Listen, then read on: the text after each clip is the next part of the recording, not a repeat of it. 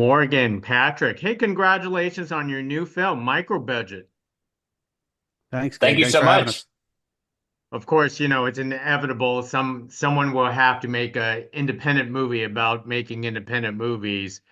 But uh, let's hear from you guys. Is where the original idea came from for Micro Budget? Yeah, so Patrick had called me in 2022, sort of towards the end, like around October, and said, hey, would you ever want to write something together? We were on an improv team together for like a decade in New York City. We both started at the Upright Citizens Brigade Theater. And I was like, yeah, I would love to write something, but I'm getting really sick of, having a movie optioned and never made, or like having a movie greenlit and then shelved, so I was like, if I'm going to write something next, like I want to do something that we could go make tomorrow with our friends. And so that's really how it started, was just ideating on different scenarios that would allow us to go shoot in one location with our friends for like no money at all. And then we started thinking, like, wouldn't it be fun if we didn't have to move any equipment ourselves, and the equipment could just be like in the background of every scene? And we Yeah. were like, oh, it should be about a movie. Yeah. And that's really how it started. Yeah. And then we landed on that premise, and it was so fun to come up with ideas that we were like texting each other about it, like I think almost every day. Yeah. So Patrick, explain to us how you ended up with the lead role in this film, Micro Budget. I mean, I guess we could have just have any actor play this character, but you I'm assuming you wrote the character and you know it best. Well, I definitely, Morgan and I were writing it together, and I was improvising as the character, but Morgan was as well. And to be honest, like the question of why I'm the lead is a better question for Morgan. But I mean, I think he's worked with me long enough to know that like I could pull it off maybe. And you know, I think like maybe we make each other laugh, and I think Morgan makes me laugh and I make him laugh, and so I imagine that and we did web series together. We've done not just improv, but we've done we've shot stuff together in the past. So yeah, I mean, it was really just like his belief that I could pull it off, Yeah, and I mean, it was never a doubt, really. I think Patrick's so talented. And also Terry's such a specific character. It's such a fine line between being like morally reprehensible, just detestable sociopath, and also being stupid. Not to call Patrick stupid, but Patrick's so good at playing that thing. Like for us, it was so important that Terry be fun to watch, even though you might not like him or like what he's doing.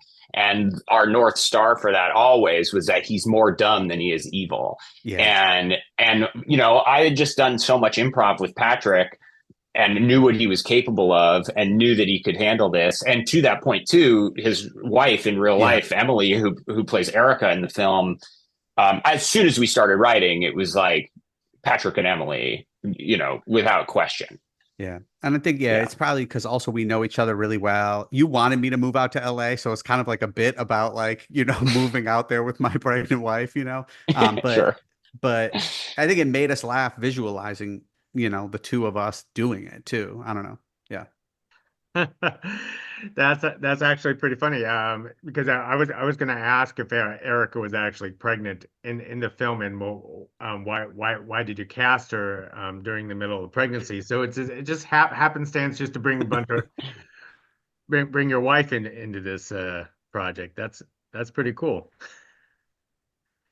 Now in Yeah, I the mean Yeah. she's yeah. incredible. She's an incredible performer and an actor. So it was like, and I was And so that happy was a to get fake to belly.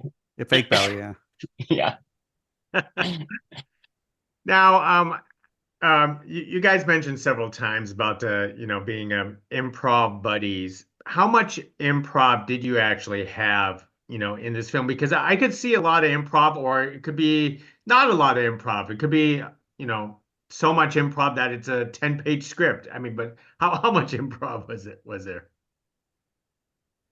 Yeah, I mean, it was important to us that we have like a very solid screenplay, mostly to book the actors. Like we needed to sell them on something because we couldn't get them with money. I mean, we paid everybody like SAG ultra low minimum, and so, but we knew we needed something to schedule and to shoot and so we wanted to make sure that the script was in as solid of a place as possible. But without a doubt, it was always going to be very, very improvised. I went to film school, but I dropped out. And, how I really learned to direct was by watching like Judd Apatow, Adam McKay, David Wayne bonus features on DVDs, or like Curb Your Enthusiasm, right? Where we're shooting multiple cameras all at once, all the time. And that served a couple functions, which is we shot in 11 days. So we really couldn't do traditional coverage. So we had to cover it that way anyway. And if you're shooting it that way anyway, you might as well let all these great improvisers do what they do best. So it's hard to put an exact number on it, but I think we've kind of been saying it's like 80% scripted, 20% improvised. But we probably shot, 600% improv. 20% script or something. Yeah. So how meta was this? Filming about a film, and did a lot of things go wrong on your guys' indie budget set? I'll say like it was pretty meta for me. I'm sure it was pretty meta for Patrick. For me, it was meta in the sense that, I mean, I was just trying to not be like Terry, but I was making a movie for no money. I had financed it via debt and loans and Amex credit cards, right? So in that sense, very, very meta. I was living at the house that we shot it in. So like for, multiple weeks, like I really couldn't escape the Terry lifestyle.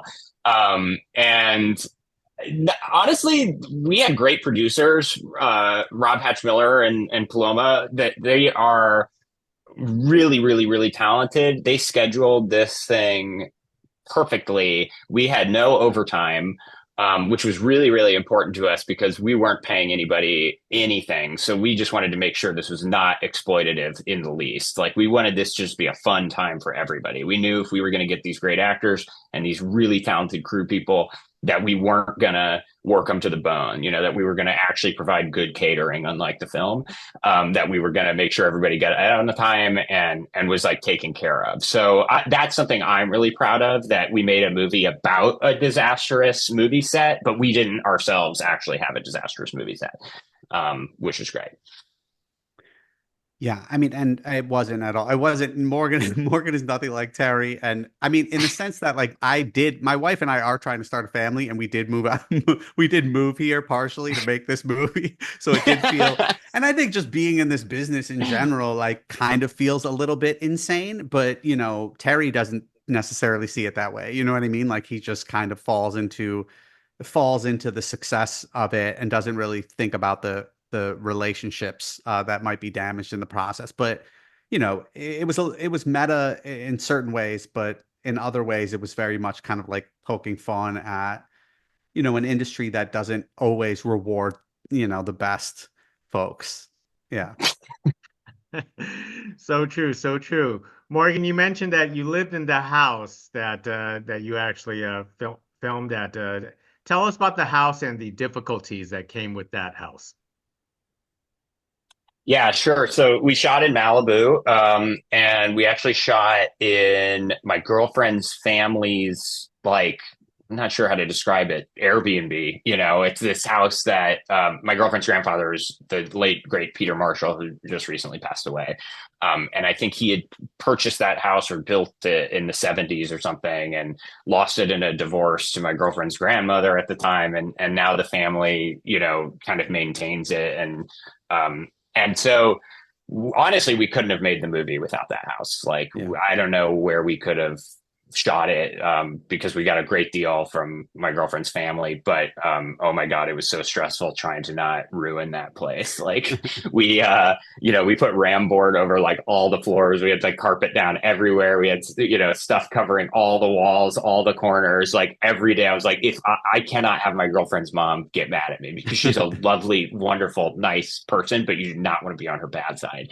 And unfortunately, like one of the tripods we ended up using using like had spikes in the bottom, and we ended up actually putting holes in the floor, and that was not a good day. Yeah, it was it was a lovely location. That house was magical. But yeah, it was really scary, like just trying to not anger my girlfriend's family. Wow. Yeah. So someone forgot to put the tennis balls at the bottom of a tripod. Exactly.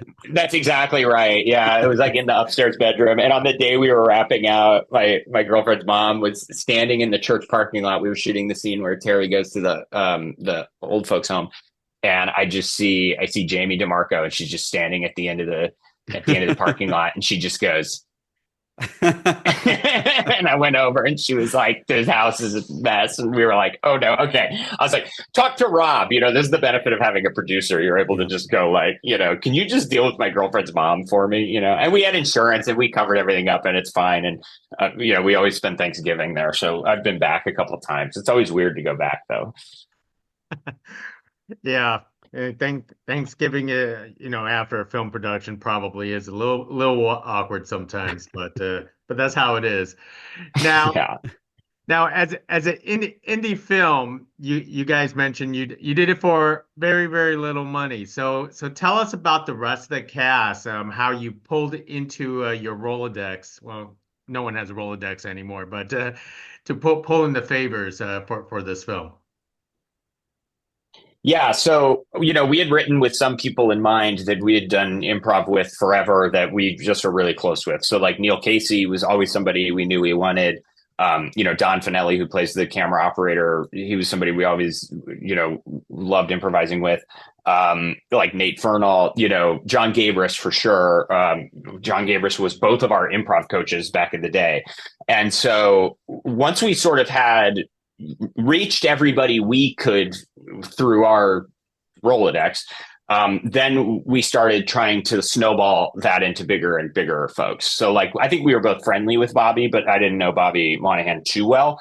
But he's obviously from UCB as well. And I knew he had done a lot of improv, not only with Gabris and Neil, but also Don. So then you kind of go to Bobby, right? And then, well, Bobby likes those guys. So now we got Bobby. And then once we have Bobby, we're able to use Bobby's name to go to Chris Parnell. And then once we have Chris, we can go to Maria Bamford. And then it just kind of kept snowballing and got bigger and bigger until it culminated in that big A-list cameo at the end. Yeah. And we were, I mean, you know, we had no idea that we were going to get some, you know, so it was like this weird thing of like leading into the film. We knew where we were going to shoot. We had the house, we had the time. And then we would just like Rob and Paloma or Morgan would text me and they would just go like, "Oh, Bobby Moynihan wants to do it." And like, I was just like flipping out. Like it was like such an exciting process to get another person and another person, another person that we knew, you know, would just be incredible in the role. Excellent. And Patrick, playing this character of Terry itself, it's been a while since you've been in a director's chair. Do you want, does this inspire you to come back on, to take a helm for a project? I mean, I love to direct, but Terry does not inspire me to do so. Um, yeah, like I mean, I've directed some stuff and I really enjoy it, but I think Terry's a good, it's almost like a good PSA for what not to do. So we can send it to young directors and have them be like, "Oh, like that's a microaggression," or like that's a macroaggression even. So yeah. We should have shot one of those after school special things like after the film where you're all sitting in chairs going, "Now what you just watched is a lesson." And yeah, exactly. But yeah, I think it's also just funny to have somebody who's profoundly insecure and stupid in a position of power. That's like one of my favorite, places to improvise from. So don't know if Terry inspires me to be a director, but he certainly inspires me to play more idiots in positions of power, and I'm available to do so. Yeah. Well said. Let me wrap it up, gentlemen, with one last question. Is that, being a micro budget film and you guys having so much fun on this production set, Any chance for Terry comes back for a sequel? We talk about it all the time. I think we would love to do. We would start with micro budget, and then we do mid budget, and then we maybe finish with big budget. Yeah, it's such a do the fun idea. do the We Terry joke trilogy. Terry trilogy. We joke about it all the time, like different ideas. Like just because it's such a fun concept. I mean, that would be a dream to do another one for sure. Yeah. Well, it's possible franchise, but Morgan, Patrick, thank you very much for carrying this conversation with us about micro budget. It is funny. You guys have a wonderful cast, and the chemistry was terrific in this. Thank you very much. Thank you so much.